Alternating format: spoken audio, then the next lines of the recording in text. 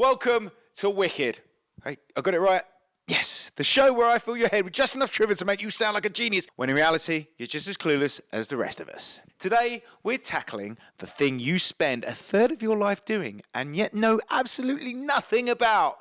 Sleep.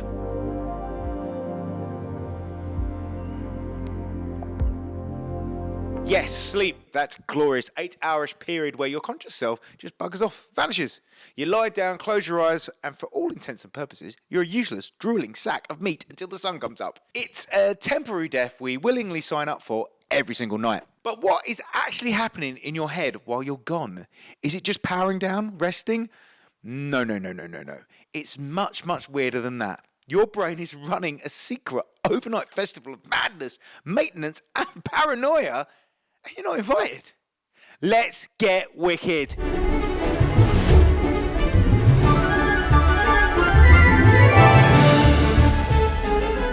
First off, let's talk about the biggest lie you've ever been told, the sacred 8 hours.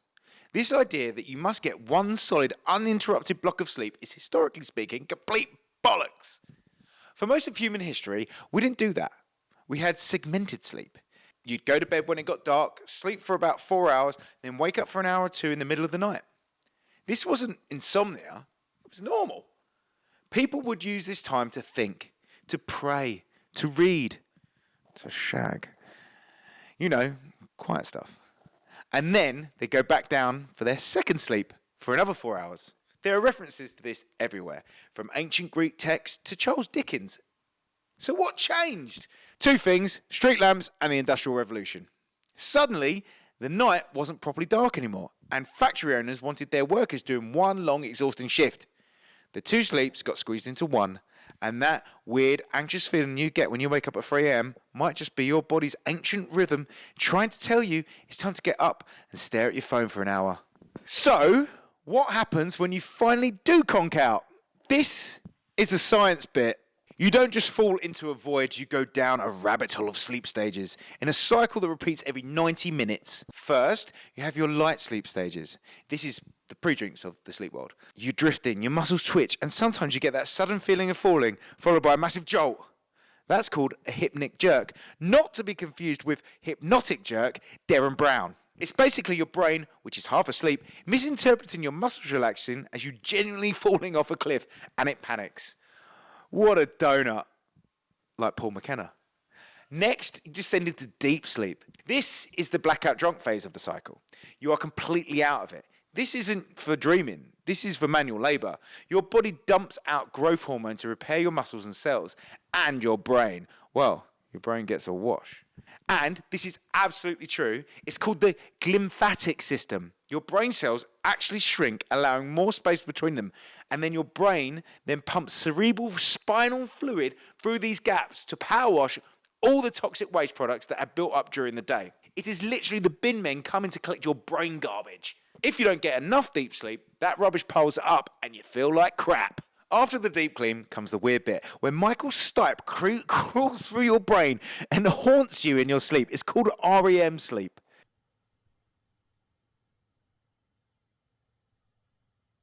I don't like your shiny happy people, Michael Stipe. Not really. It's called REM sleep, rapid eye movement. This is the main event. Your brain activity goes absolutely bananas. Your eyes are darting about behind your eyelids, and this is where you have your most vivid, insane, cinematic dreams. No, Dave Mustaine! Anywhere but there! But while your brain is raving, your body is in a prison. During REM sleep, your brainstem sends a signal that paralyzes every single voluntary muscle in your body. From your neck, you are completely unable to move. Paralyzed. I know. It does this for a very good reason. Your brain is basically letting your consciousness run wild in a conscious-free sandbox.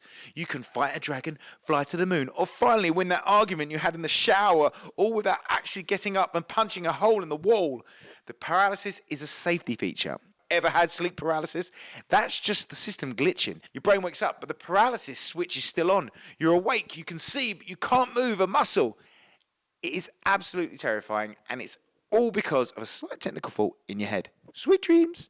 So why do we dream at all? Why the nightly horror movies and anxiety plays? Honestly, nobody knows for sure, but there are three main theories. 1. It's a threat simulation. Your brain is a paranoid prepper, running you through the drills for every possible worst case scenario.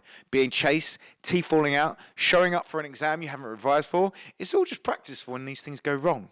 2. It's memory consolidation. Your brain is a deranged filing clerk, frantically sorting through all the crap you experienced that day. It throws out the useless stuff and files the important bits away, often by creating a completely nonsensical story to link them all together.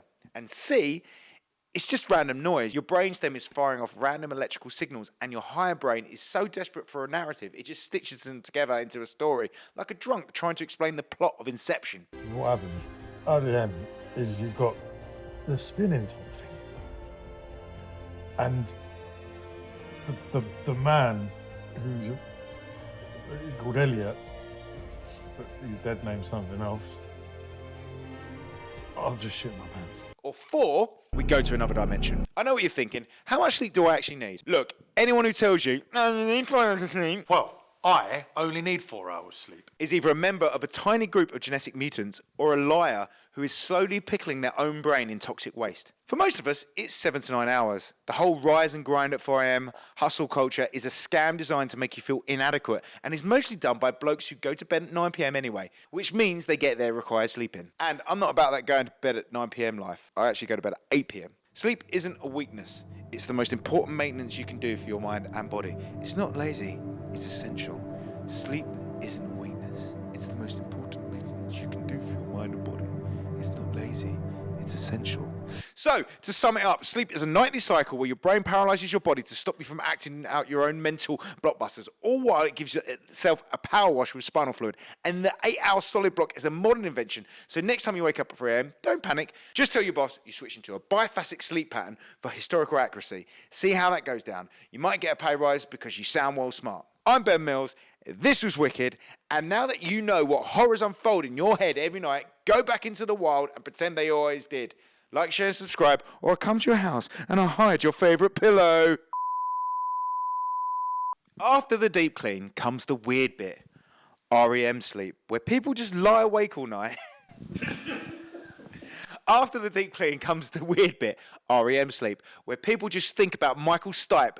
Some people, all they think about is REM in their dreams. Imagine that. That's me losing my religion!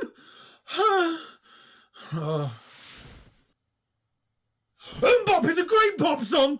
Elton John! Dildo! I don't like Jimmy Savile anyway! No, Alan Shearer! Debbie McGee! I like Jet!